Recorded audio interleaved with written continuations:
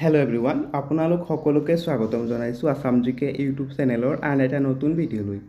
আজিৰ এই ভিডিঅ'টোত আমি আগন্তুক 12 জুলাই তাৰিখে অনুষ্ঠিত হ'বলগীয়া আছাম DLED ইণ্টাৰ্ছ এক্সামৰ বাবে প্ৰয়োজনীয় হোৱাকৈ কেইটামান অতি গুৰুত্বপূৰ্ণ কুৱেশ্যন আনচাৰ লৈ আহিছোঁ। গতিকে ভিডিঅ'টো স্কিপ নকৰি সম্পূৰ্ণলৈকে চাব আৰু আপোনালোকে কিমানটা কুৱেশ্যন শুদ্ধ কৰিব পাৰিছে কমেণ্ট বক্সত জনাব। তেনেহ'লে বলকচোন আজিৰ এই ভিডিঅ'টো আৰম্ভ কৰোঁ। আজিৰ আমাৰ ফাৰ্ষ্ট কুৱেশ্যনটো সুধিছে, অসমৰ কিমানখন জিলাই আন্তৰ্জাতিক সীমাৰেখাৰ সৈতে সীমা ভাগ কৰে? এই প্ৰশ্নৰ ৰাইট এনচাৰটো হৈছে অপশ্যন ডি 8খন। অসমৰ 8খন জিলাই আন্তৰ্জাতিক সীমাৰেখাৰ সৈতে সীমা ভাগ কৰে। নেক্সট কুৱেশ্যনটো সুধিছে, অসমে কিমানখন দেশৰ লগত নিজৰ আন্তৰ্জাতিক সীমা ভাগ কৰে? এই প্ৰশ্নৰ ৰাইট এনচাৰটো হৈছে অপশ্যন বি 2খন। অসমে 2খন দেশৰ লগত নিজৰ আন্তৰ্জাতিক সীমা ভাগ কৰে আৰু এই দেশ দুখন হৈছে ভূটান আৰু বাংলাদেশ। নেক্সট কুৱেশ্যনটো সুধিছে, গৰমপানী বন্যপ্ৰাণী অভয়াৰণ্য ক'ত অৱস্থিত? এই প্ৰশ্নৰ ৰাইট এনচাৰটো হৈছে অপশ্যন এ কাৰ্বি আংলং। গৰমপানী বন্যপ্ৰাণী অভয়াৰণ্য কাৰ্বি আংলং জিলাত অৱস্থিত। নেক্সট কুৱেশ্যনটো সুধিছে,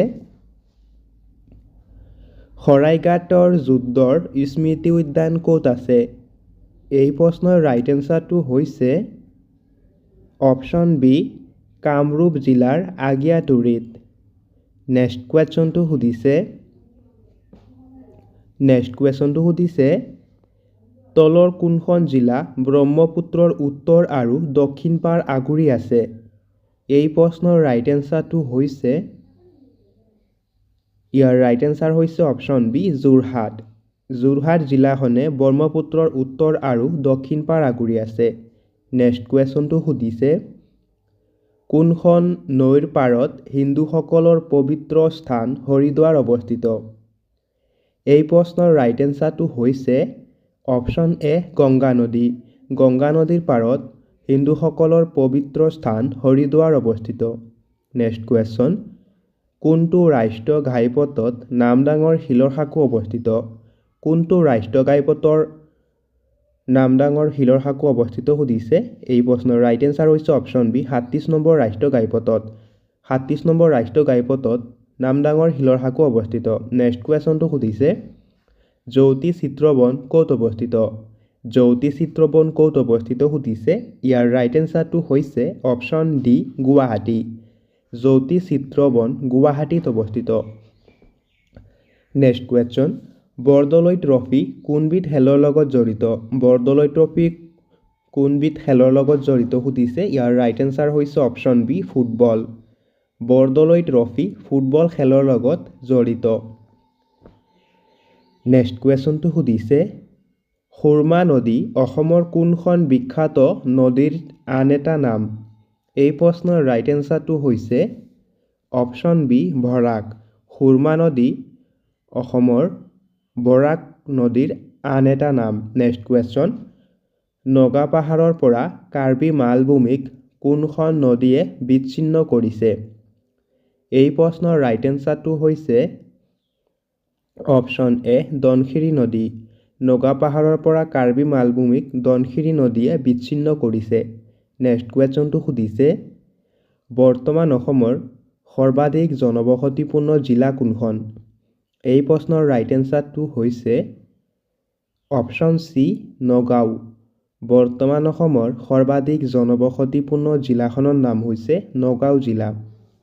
নেক্সট কুৱেশ্যনটো সুধিছে, কাৰেংঘৰ লিগিৰী নাটকখন কোনে লিখিছিল? কাৰেংঘৰ লিগিৰী নাটকখন কোনে লিখিছিল সুধিছে। এই প্ৰশ্নৰ ৰাইট এনচাৰ হৈছে অপশ্যন এ জ্যোতিপ্ৰসাদ আগৰৱালা। কাৰেংঘৰ লিগিৰী নাটকখন জ্যোতিপ্ৰসাদ আগৰৱালাই লিখিছিল। নেক্সট কুৱেশ্যন, লক্ষদ্বীপ ক'ত অৱস্থিত? লক্ষদ্বীপ ক'ত অৱস্থিত সুধিছে। এই প্ৰশ্নৰ ৰাইট এনচাৰ হৈছে অপশ্যন এ আৰৱ সাগৰ। লক্ষদ্বীপ আৰৱ সাগৰত অৱস্থিত। নেক্সট কুৱেশ্যনটো সুধিছে, বৰ্মন বংশৰ প্ৰতিষ্ঠাপক কোন আছিল? বৰ্মন বংশৰ প্ৰতিষ্ঠাপক কোন সুধিছে। ইয়াৰ ৰাইট এনচাৰটো হৈছে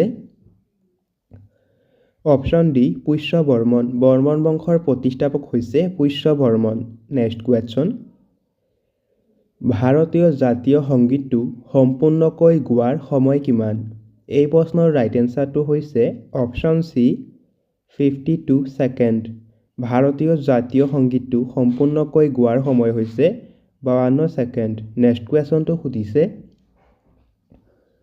প্ৰথম অসমীয়া বাতৰি কাকত অৰুণোদয় প্ৰথমবাৰ কোন চনত প্ৰকাশ পাইছিল?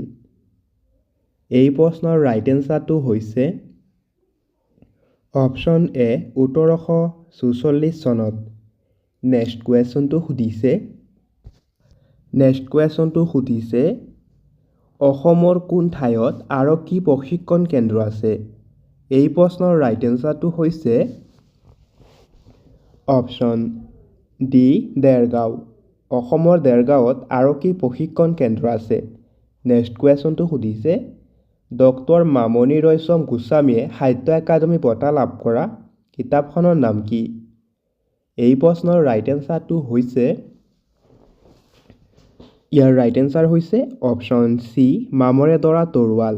ডক্টৰ মামণি ৰয়ছম গোস্বামীয়ে সাহিত্য একাডেমী বঁটা লাভ কৰা কিতাপখনৰ নাম হৈছে মামৰে ধৰা তৰোৱাল। নেক্সট কুৱেশ্যন অসমৰ কোনখন জিলাক সাংস্কৃতিক নগৰী বুলি জনা যায়? অসমৰ কোনখন জিলাক সাংস্কৃতিক নগৰী বুলি জনা যায় সুধিছে। ইয়াৰ ৰাইট এনচাৰ হৈছে অপশ্যন এ যোৰহাট। নেক্সট কুৱেশ্যনটো সুধিছে প্ৰথম অসমীয়া মহিলা আলোচনীখনৰ নাম কি? এই প্ৰশ্নৰ ৰাইট এনচাৰটো হৈছে অপশ্যন বি গড়জেউতী। প্ৰথম অসমীয়া মহিলা আলোচনীখনৰ নাম হৈছে গড়জেউতী। নেক্সট কুৱেশ্যনটো সুধিছে অসমত দিয়াচলাইৰ কাৰখানা ক'ত আছে? এই প্ৰশ্নৰ ৰাইট এনচাৰটো হৈছে অপশ্যন বি ধুবুৰী। অসমত দিয়াচলাইৰ কাৰখানা ধুবুৰীত আছে। নেক্সট কুৱেশ্যনটো সুধিছে সত্ৰীয়া নৃত্যই কোনটো বৰ্ষত ৰাষ্ট্ৰীয় স্বীকৃতি লাভ কৰিছিল? এই প্ৰশ্নৰ ৰাইট এনচাৰটো হৈছে অপশ্যন এ 2000 চনত। সত্ৰীয়া নৃত্যই 2000 চনত ৰাষ্ট্ৰীয় স্বীকৃতি লাভ কৰিছিল। নেক্সট কুৱেশ্যন ভাৰতৰ কোনটো জলপ্ৰপাতক নায়াগ্ৰা জলপ্ৰপাত বুলি জনা যায়? এই প্ৰশ্নৰ ৰাইট এনচাৰটো হৈছে অপশ্যন ডি চিত্ৰকূট। নেক্সট কুৱেশ্যনটো সুধিছে চিপাহী বিদ্ৰোহৰ তাৎক্ষণিক কাৰণৰ লগত জড়িত ব্যক্তিগৰাকী কোন আছিল? এই প্ৰশ্নৰ ৰাইট এনচাৰটো হৈছে অপশ্যন বি মংগল পাণ্ডে। চিপাহী বিদ্ৰোহৰ তাৎক্ষণিক কাৰণৰ লগত জড়িত ব্যক্তিগৰাকী আছিল মংগল পাণ্ডে। নেক্সট কুৱেশ্যনটো সুধিছে ভাৰতৰ সৰ্বপ্ৰথম কথাছবিখনৰ নাম কি? এই প্ৰশ্নৰ ৰাইট এনচাৰটো হৈছে অপশ্যন বি ৰাজা হৰিশ্চন্দ্ৰ। ভাৰতৰ সৰ্বপ্ৰথম কথাছবিখনৰ নাম হৈছে ৰাজা হৰিশ্চন্দ্ৰ। নেক্সট কুৱেশ্যন ৰাজা হৰিশ্চন্দ্ৰ কথাছবিখনৰ পৰিচালক কোন আছিল? এই প্ৰশ্নৰ ৰাইট এনচাৰ হৈছে অপশ্যন বি দাদা চাহেব ফাল্কে। ৰাজা হৰিশ্চন্দ্ৰ কথাছবিখনৰ পৰিচালক আছিল দাদা চাহেব ফাল্কে। নেক্সট কুৱেশ্যনটো সুধিছে এবছৰত চন্দ্ৰই পৃথিৱীৰ চাৰিওফালে কেইপাক ঘূৰে? এই প্ৰশ্নৰ ৰাইট এনচাৰটো হৈছে অপশ্যন এ প্ৰায় 13 পাক। এবছৰত চন্দ্ৰই পৃথিৱীৰ চাৰিওফালে 13 পাক ঘূৰে। নেক্সট কুৱেশ্যনটো সুধিছে কলিকতাৰ নাম কেতিয়া কলকাতা কৰা হৈছিল? এই প্ৰশ্নৰ ৰাইট এনচাৰটো হৈছে অপশ্যন এ 2001 চনত। কলিকতাৰ নাম 2001 চনত কলকাতা কৰা হৈছিল। নেক্সট কুৱেশ্যন কোন চনত গেটৱে অফ ইণ্ডিয়াৰ নিৰ্মাণ সম্পূৰ্ণ হৈছিল? এই প্ৰশ্নৰ ৰাইট এনচাৰ হৈছে অপশ্যন চি 1924 চনত। 1924 চনত গেটৱে অফ ইণ্ডিয়াৰ নিৰ্মাণ সম্পূৰ্ণ হৈছিল। নেক্সট কুৱেশ্যন সৌৰজগতৰ আটাইতকৈ গৰম গ্ৰহটোৰ নাম কি? এই প্ৰশ্নৰ ৰাইট এনচাৰটো হৈছে অপশ্যন এ শুক্ৰ গ্ৰহ। সৌৰজগতৰ আটাইতকৈ গৰম গ্ৰহটোৰ নাম হৈছে শুক্ৰ গ্ৰহ। নেক্সট কুৱেশ্যন শূন্য কোনে আৱিষ্কাৰ কৰিছিল? শূন্য কোনে আৱিষ্কাৰ কৰিছিল সুধিছে। এই প্ৰশ্নৰ ৰাইট এনচাৰ হৈছে অপশ্যন বি আৰ্যভট্ট। আৰ্যভট্টই শূন্য আৱিষ্কাৰ কৰিছিল।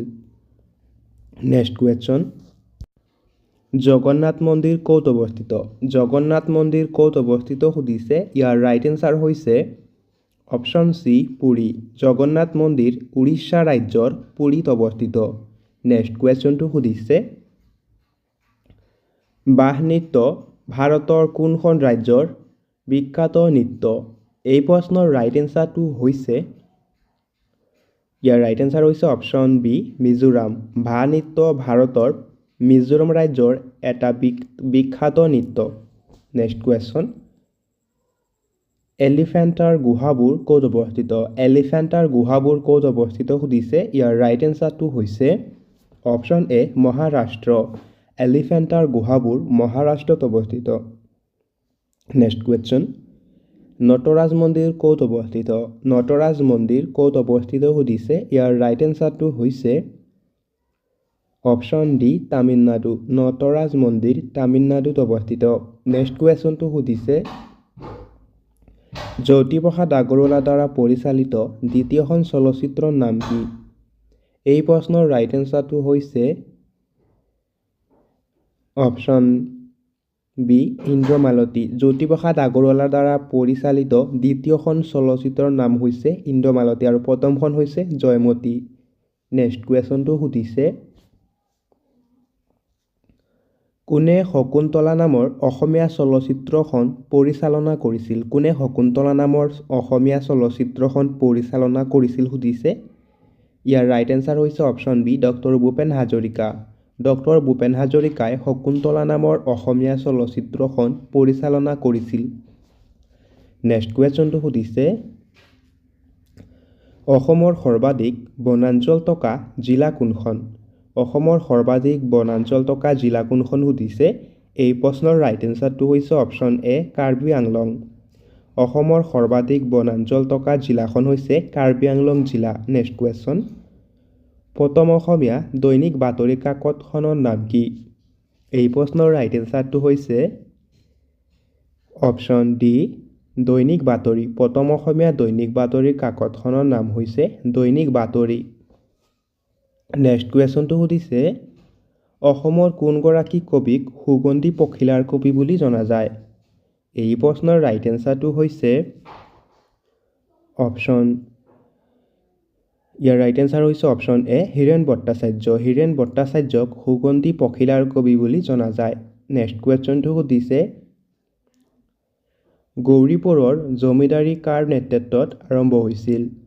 এই প্ৰশ্নৰ ৰাইট এনচাৰটো হৈছে অপশ্যন ডি গোবিন্দ পাত্ৰ। নেক্সট কুৱেশ্যনটো সুধিছে গৌৰীপুৰৰ জমিদাৰীৰ শেষৰজন জমিদাৰ কোন আছিল? এই প্ৰশ্নৰ ৰাইট এনচাৰটো হৈছে অপশ্যন এ প্ৰভাত চন্দ্ৰ বৰুৱা। গৌৰীপুৰৰ জমিদাৰীৰ শেষৰজন জমিদাৰ আছিল প্ৰভাত চন্দ্ৰ বৰুৱা। নেক্সট কুৱেশ্যনটো সুধিছে উত্তৰ পূৰ্বাঞ্চলৰ শুকান মাছৰ ব্যৱসায়ৰ মুখ্য কেন্দ্ৰ ক'ত অৱস্থিত? এই প্ৰশ্নৰ ৰাইট এনচাৰটো হৈছে অপশ্যন বি জাগিৰোড। উত্তৰ পূৰ্বাঞ্চলৰ শুকান মাছৰ ব্যৱসায়ৰ মুখ্য কেন্দ্ৰটো হৈছে জাগিৰোড। নেক্সট কুৱেশ্যনটো সুধিছে ওদালগুৰিৰ পুৰণি নাম কি আছিল? ওদালগুৰিৰ পুৰণি নাম কি আছিল সুধিছে। এই প্ৰশ্নৰ ৰাইট এনচাৰটো হৈছে অপশ্যন বি খৰিয়াপাৰা। ওদালগুৰিৰ পুৰণি নাম আছিল খৰিয়াপাৰা। নেক্সট কুৱেশ্যন অসমত কেতিয়া দাস প্ৰথাৰ নিষিদ্ধকৰণ কৰা হৈছিল? এই প্ৰশ্নৰ ৰাইট এনচাৰটো হৈছে অপশ্যন ডি ১৮৪৩ চনত। ১৮৪৩ চনত অসমত দাস প্ৰথাৰ প্ৰৱৰ্তাৰ নিষিদ্ধকৰণ কৰা হৈছিল। নেক্সট কুৱেশ্যন এণ্টাৰ্কটিকালৈ যোৱা প্ৰথমজন অসমীয়া কোন?